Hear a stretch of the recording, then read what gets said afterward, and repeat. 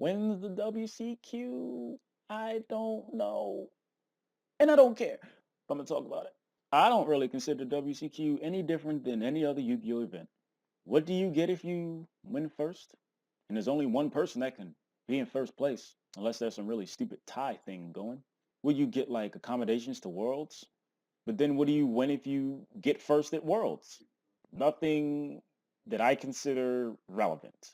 So basically, like every other Yu-Gi-Oh event.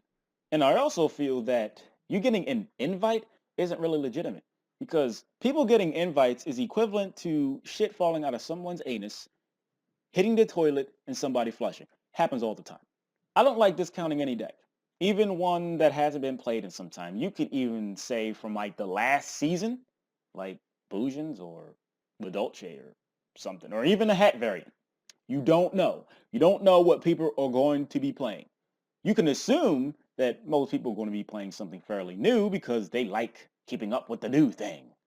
You can assume that most people are going to be playing Necros is the most represented, it's the most consistent, etc., etc., etc. The decks are basically built around having a good matchup against Necros. You know it's a good deck if that's the case.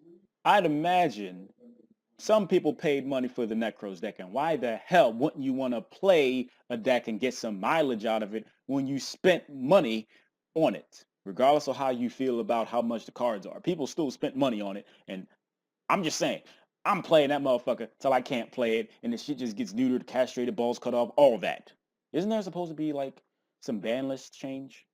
And if it is, well, it may change things. But if it don't, Necros will still be the shit. Now, outside of that, you don't have to play Necros. You can play Cleaves, play Shaddolls, Telenites, Yasinju, Burning Abyss, Ritual Beast, even Infernoid, and any other crap. It could be some random any meta thing. It can be, like I said, Bujin or Madolche or some hat variant. I wouldn't say the possibilities are endless, but it's a lot more than some people like to acknowledge.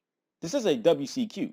So even if they're from the other side of the world, some people are going to come to this WCQ. Who knows what they're going to play? You don't know for sure. As if anybody asked for my opinion about any motherfucking thing, the advice that I would give to anybody is this. Be prepared. I think the preparation is very important, especially with the Ritual Beast thing. By now, people should know that Ritual Beasts are played. And I'm not saying that you need to have an in-depth look and have a lesson and have a Ritual Beast player teach you the shit, but at least have some idea on how the shit plays. Because in the 150th YCS, you just saw people getting wrecked because they didn't know what Ritual Beast did. And it ain't like you're going to learn how the deck functions in and out in one match. Or in some people's case, 2 or 3 matches. Some people just don't care. It's too much to remember, and a lot of the other decks are just simple and straightforward. I just think it would do you a bit of good if you just decided to prepare a little bit. I'm not going to be surprised if there ends up being like at that YCS, was it Bokum?